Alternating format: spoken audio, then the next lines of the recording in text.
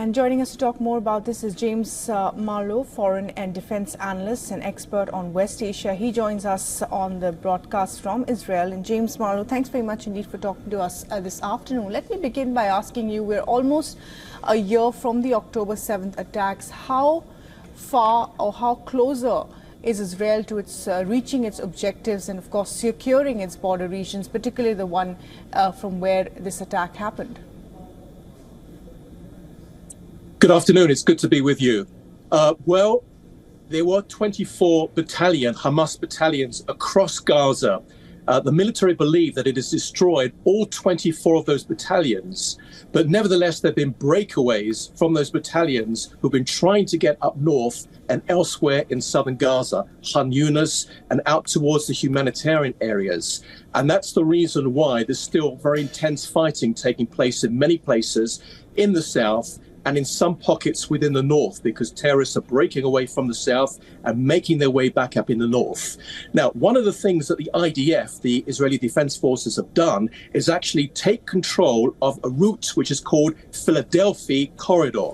Now, that is a small piece of land just north of the Egyptian border, and that is a piece of land that is now in control by the Israelis. Now, the reason why they've taken control of this is because still during the last few months, a huge amount of arms was still coming in from northern Sinai, which is Egypt, into the Gaza Strip, obviously stocking up the missiles and the ammunition that the Israelis were destroying from Hamas and Palestinian Islamic Jihad and several other fighting groups.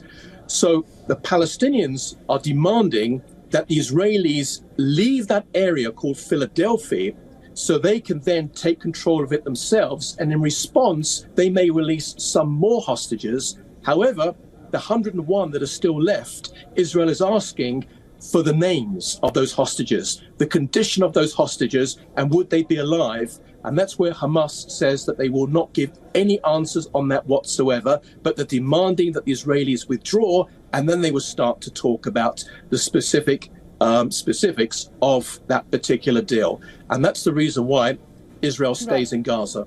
Mm-hmm. Right, of course. Well, that's what the Israeli government is saying. But of course, Philadelphia remains a contentious issue within, the Netanyahu cabinet itself. Not everyone is on board with that. And the Americans are telling the Israelis again and again that the time is, reducing. The possibility of a truce for ceasefire deal, a hostage for ceasefire deal, is narrowing by the day. Is the Netanyahu government paying heed to that? Well, here in Israel, there is it is quite divisive. It's fair to say before October the 7th, there was a huge amount of dissatisfaction with the Netanyahu government, but that has been going on for many, many years, simply because there was an election. It's now 2 years ago, and the centre to right, with two right-wing parties and two religious parties, managed to get the overall majority and form a government. And the government stays in power for 4 years, unless, of course, the coalition falls. So there's always going to be opposition. And even if there was a general election tomorrow, which there's not going to be, and there probably won't be one this year, probably not next year, but we'll have to see. A lot of things can change. But even if there was a general election and the Netanyahu government was to win again, you'd still have many people coming out on the streets demonstrating. And that's fine. That's their democratic right to do that, providing they do it within the law. But these groups that you're seeing on the streets, especially on a Saturday night, it's not just one group. One of them, the main group, is called the Hostage Family Forum organization, which is the largest group. But there are 3 other groups of which families have hostages still inside of Gaza.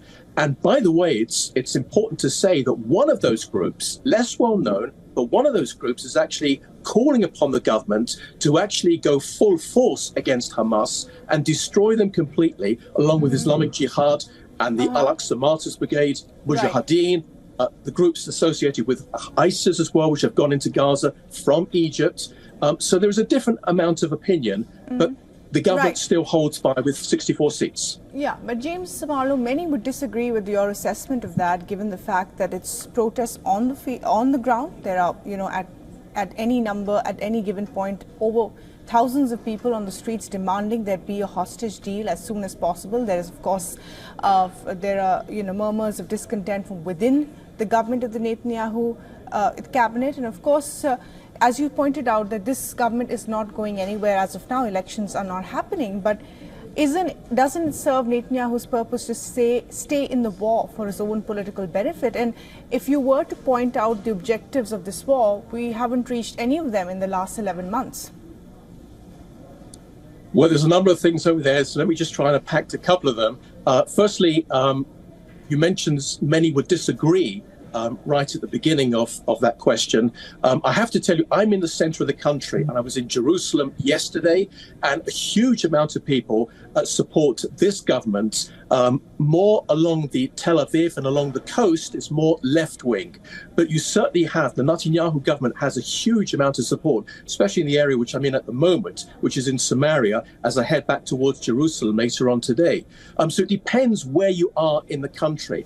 And an election poll took place about a week ago. So it does say that the Likud party, led by Netanyahu, would lose a number of seats. Right now, they've got 32 seats out of the 120-seat Knesset. It would go down to between 20 to 22, but it's still the most popular party. Whether he could put a coalition together is something else. There's no sign of an election until October 2026. But the other parties, one of them led by Benny Gantz, also got less seats, 19. Yair Lapid also got, I think it was in the survey, 17 or 18 seats. So the country is very much split. But I can tell you, I speak with a lot of families who have hostages still inside of Gaza, and those who've got them out. Also recently, sadly, unfortunately for all of us, dead bodies. And I can tell you that there is a difference of opinion over there. Some of them say, do anything that you can to get out the remaining hostages, which means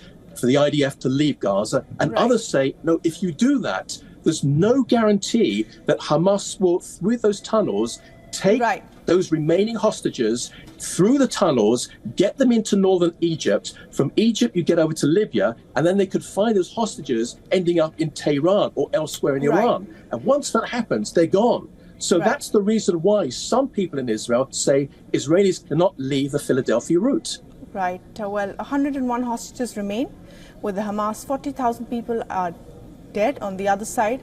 We'll certainly hope that Israel is meeting its objectives soon, because we're 11 months into this war and it looks like a no-win solution at the moment. James Marlo, thanks very much indeed for joining us this afternoon. For all the latest news, download the WION app and subscribe to our YouTube channel.